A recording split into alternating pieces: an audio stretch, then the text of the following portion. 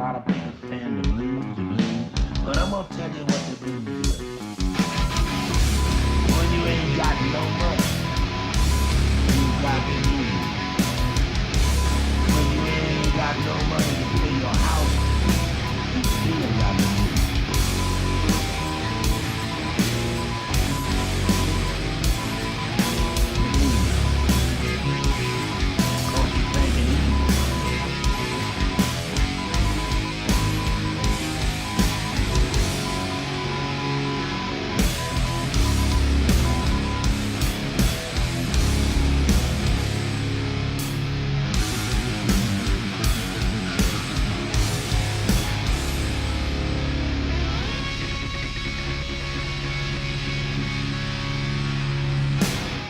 Hello and welcome to episode 3 of Blind Eggs and Ham.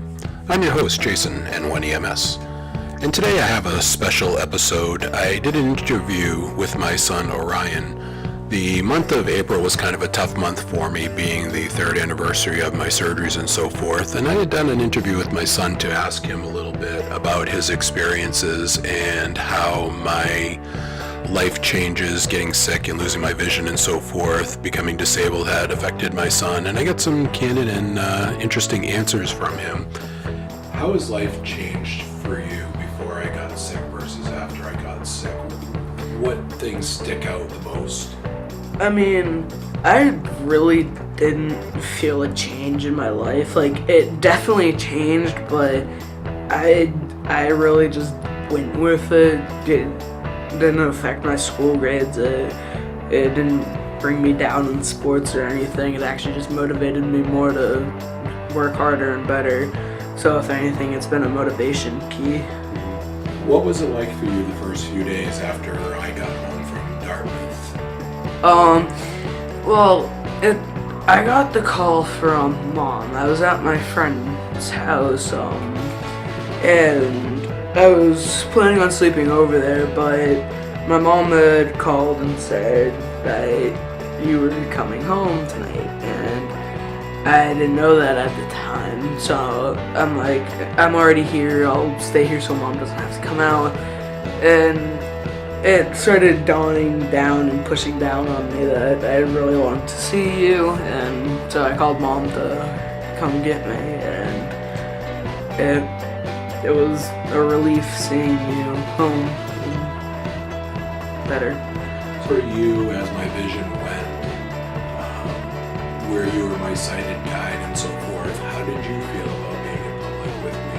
What were your reactions? At first, it was a little bit awkward, but over time I started to get used to it, and it started to be better, and we got more and more walking time in, and it started to get more normal. And so we established a new normal in the house? Yeah. So Ryan, you played a large part in my ongoing orientation and mobility training, where you were with me a lot as a sighted guide, and you were with my team. What was it like for you watching your dad learn how to walk around again? It was funny at first because you didn't know what you're doing, so you'd catch your cane off of everything and just go, ow, like every 5 seconds walking down the sidewalk. And then you started to get better and better at it, and then you started to not catch it as much, and it just started to feel like a new normal again. So things must have felt not normal for quite a while. Yeah, about a month or 2 while we were learning. It was weird. What's it like being in public with me amongst your friends? I could care less. Do they have any perceptions on what it's like to be around a blind person? No, they think it's awesome that you're still out and about, and they're still there giving you 100% of the way. Good luck. And so let me ask you this. Typically, a blind person has pretty low expectations of them. How do you feel about your father going to the gym and learning how to blind box, if you will, with a trainer? I think it's the coolest thing I've ever heard of. Yeah, I've heard of blind people hiking mountains. I've heard of blind people doing all these different sports and stuff, but I've never heard of a blind person learning how to box blindly and training and pushing themselves as much as you do, especially after all the surgeries you've had. What's it like watching your dad at home do cooking? It's amusing at times because sometimes he doesn't know where, or you don't know where you're putting your hand, and you touch the stove and then you jump and everyone else jumps in the room because you go ow, and yeah. When I came up for the name for this podcast, I had eggs on my mind at the time, and the book, which this similarly represents, came to mind, and Blind Eggs and Ham was kind of born. One of the hardest things for me to learn to do was to cook eggs again. Oh god, yeah. Especially while you're still trying to teach me how to cook eggs.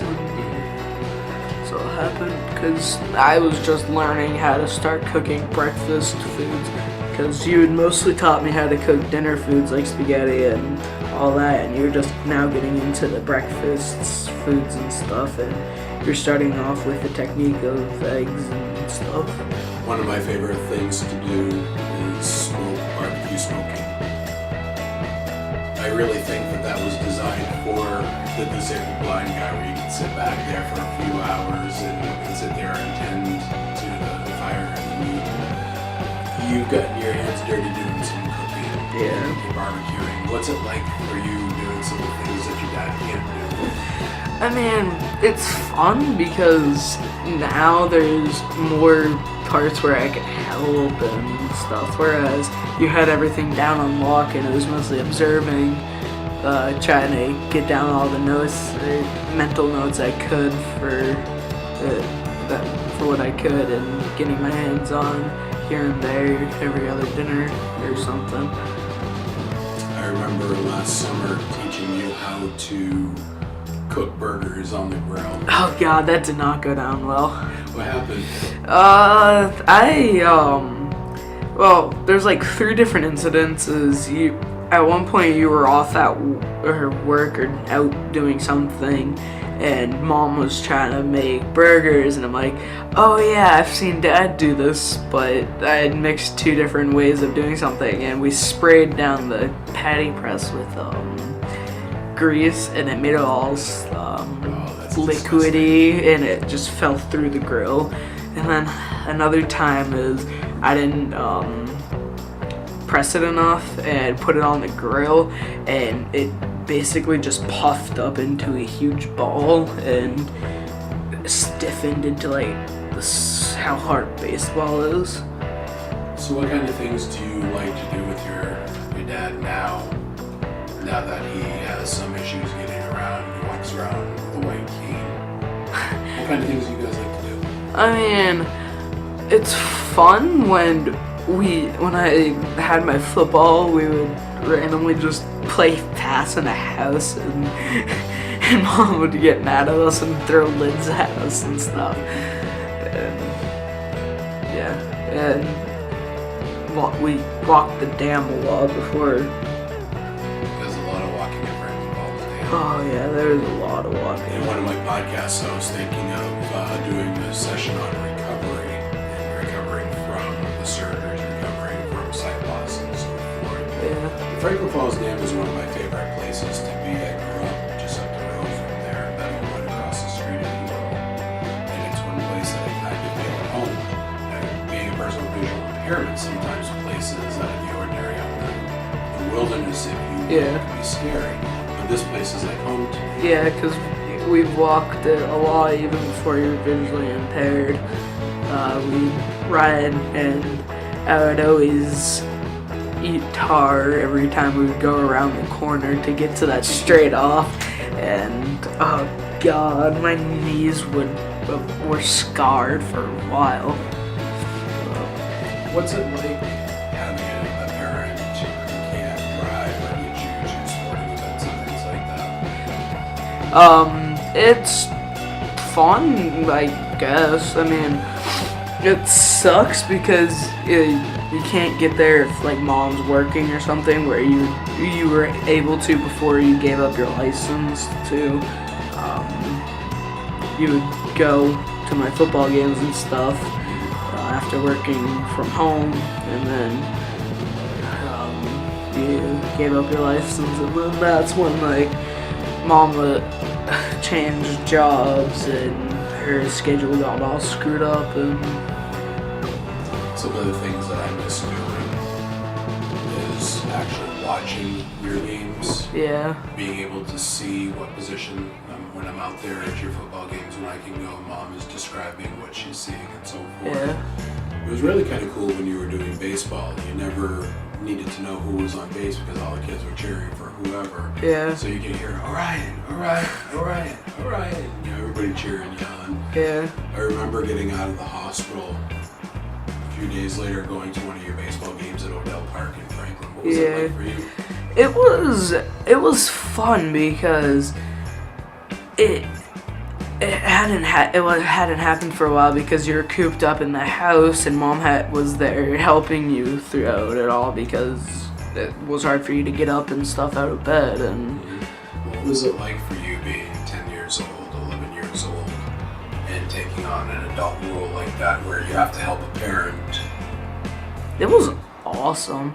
I know me talking like and saying it was awesome and stuff. It sounded like I didn't really care. I was just thinking of all the good parts of what was happening, of it all, and all the possibilities that could now happen that what couldn't before. And so I've heard you a couple of times talking about defining a new normal, if you will. What was it like getting back to a new normal, and what would you call a new normal for you?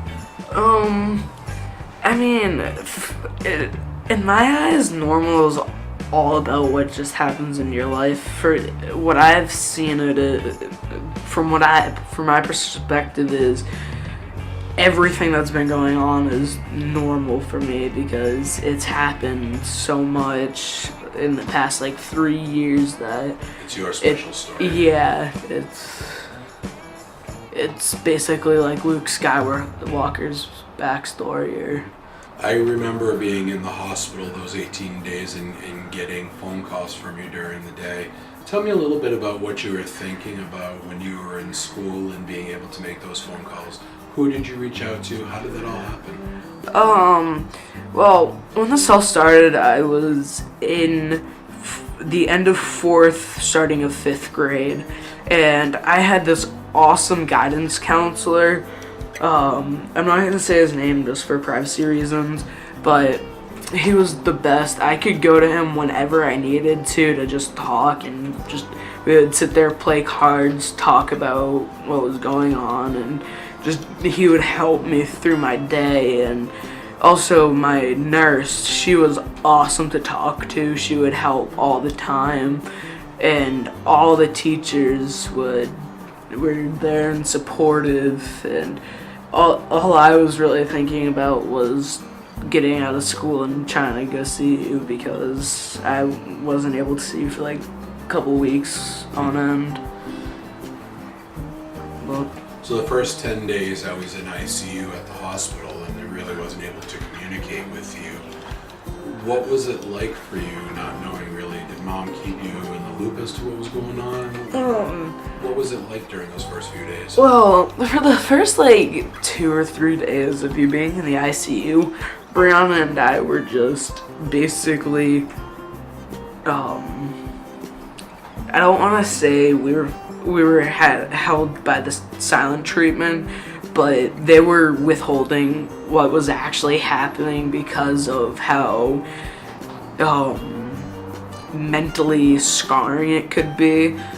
There was a lot for you to process. Yeah, like where they didn't even show my sister, who was 13 at the time, and after I heard they weren't showing her, I just kind of figured it was for the best. So kind of glad that they didn't tell me for the first couple of days until he started getting the tubes taken out. And but I remember one of the first things was baseball, and Mom getting you involved in baseball early on. Oh Do you yeah, think that helped you out at all? definitely. So Mom enrolled you in sports, most notably baseball and Little League. Do you feel that helped you keep your mind off of things and occupied with a sense of normality in your life? Yeah, when baseball season rolled around, it was getting close to football season too. So I had my mind mostly on sports as he was in the hospital, like in and out of the hospital, and just having the sports was a good thing because I don't think I would have made it out with the mental status I'm at right now if I didn't have something to keep me occupied while everything else was going on. It was really helpful with it. Not to mention everyone on the team was supportive. And do you have any funny blind moments you'd like to share? We're definitely gonna need another podcast for all of them, but yeah. Tell me about some of your favorite blind moments. One of the funniest moments was I was coming from the table to go to the couch, and you were walking out of your bedroom at the same time, and you didn't see me as I was coming around the corner, so you hit it, and we both fell backwards. And one of my most interesting blind moments is we were going to baseball your last season. I think we were heading to Allenstown, and I'm just sitting there in the driver's seat talking to Mom, and all of a sudden the deer, and boom! And you're sitting there laughing. I'm sitting in the back seat crying because my chest is hurting, and